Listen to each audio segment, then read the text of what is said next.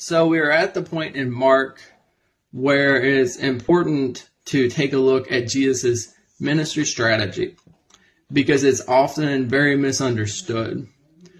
Jesus, clearly, he has a focus on the religious experts, the teachers of the law, the people running the temple at his time. And this leads to some wrong modern conclusions about what Jesus' focus was. Some on the left, sort of progressive side of Christianity will sometimes see Jesus was focused on the conservative religious people at his time and was calling them out because they're the most evil. I think that's clearly not the case with Jesus. There's a clear something about his focus has to do with the rightness, actually, of the conservative or religious folks at the time, that Jesus says that you ought to do what they say, but don't do as they do. So he clearly considered their teaching to be the most right and the thing that people should have been listening to.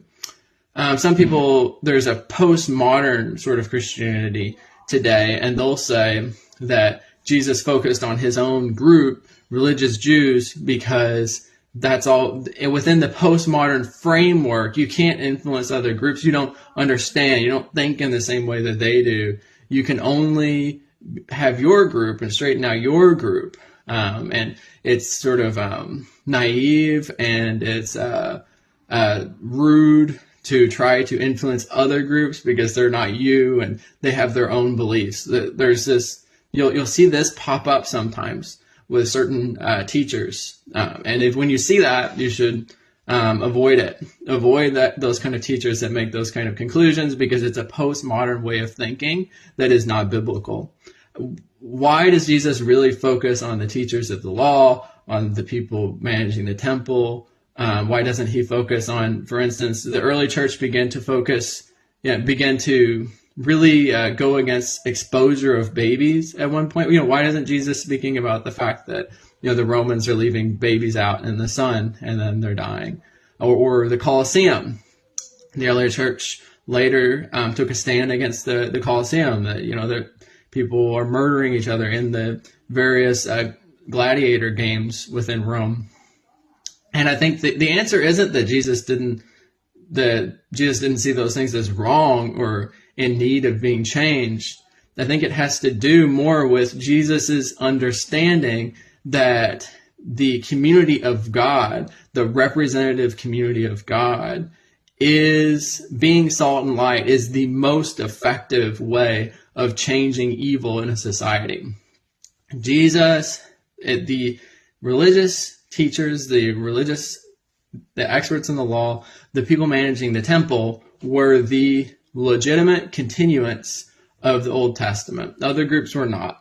The Zionists, for instance, at his time, the Zealots, were not a continuance. They were legitimate Jewish people, but they were not the continuance of that sort of Old Testament, the system, the group of people who are worshiping and following the Lord. And so Jesus calls out that group because that group, if they're right, then within the Roman Empire, the Jewish people can truly be the sort of salt and light that God has meant them to be.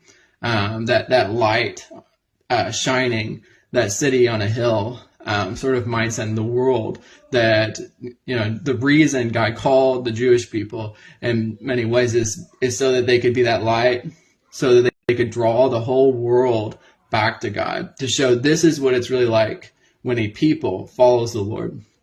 And the Jewish people were not doing that. And so Jesus was trying to call that out while at the same time making disciples in the right way, teaching people in the right way, and helping them really follow him in following God, in following his Father. So Jesus, that's Jesus' strategy. He's aiming at the religious experts of the law because that is God's representation on earth at that time. And he is going forth and showing them the way, and he's also calling them out. And this is when Jesus is living on the earth, this is primarily what he is doing. He's primarily calling them out and trying to show them the way that they should go. We'll see that what this is leading into, right, as we get into Acts and in some of the other Gospels, this is more apparent that what Jesus is getting into is, okay, well, God is now expanding out to the Gentiles. The Gentiles are going to be grafted in. That goes a little bit beyond Mark. But this is Jesus' strategy. Jesus is not trying to just maintain with his whole group because he doesn't believes it's arrogant to try to impact other groups. No, God's message is for the whole world. But Jesus sees that the strategy God always had was he focused on the Jewish people because Jewish people were this light on a hill. There needs to be a light people can look to. And that light requires God's people to be right. So if God's people are not right, they will not be a light. They will not be salt of the earth. They will not push away evil and sort of bring out the good effects. That they will not expose evil and bring out what light does. It lights up a room so you can see what you're doing and be able to do what's right and good. So this is Jesus' strategy. That's why he focuses on the religious elite at the time. That's why he focuses on the legitimate Judaism at that time, because the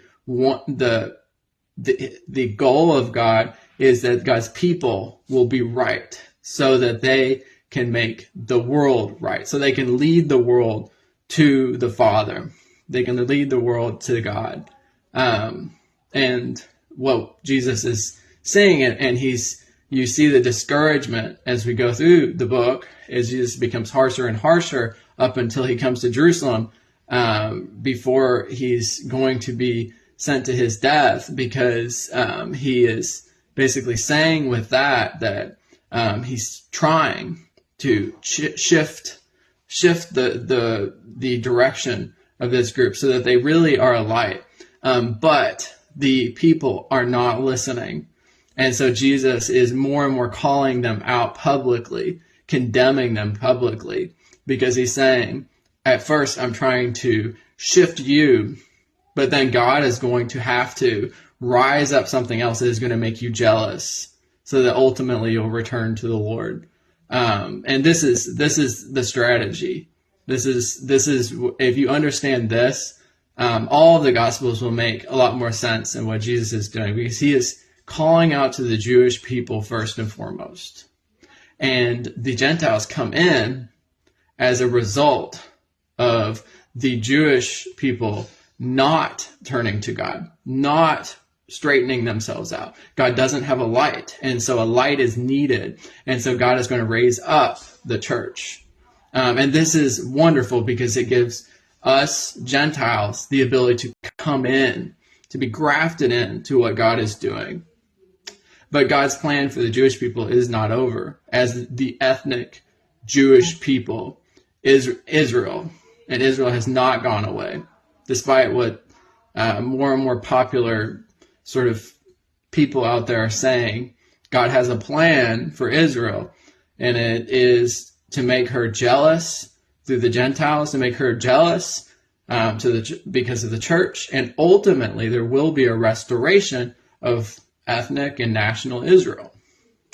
But they need to be right. God is not going to accept them until they are right of heart and until they're saying of the Messiah, "Blessed is he who comes in the name of the Lord."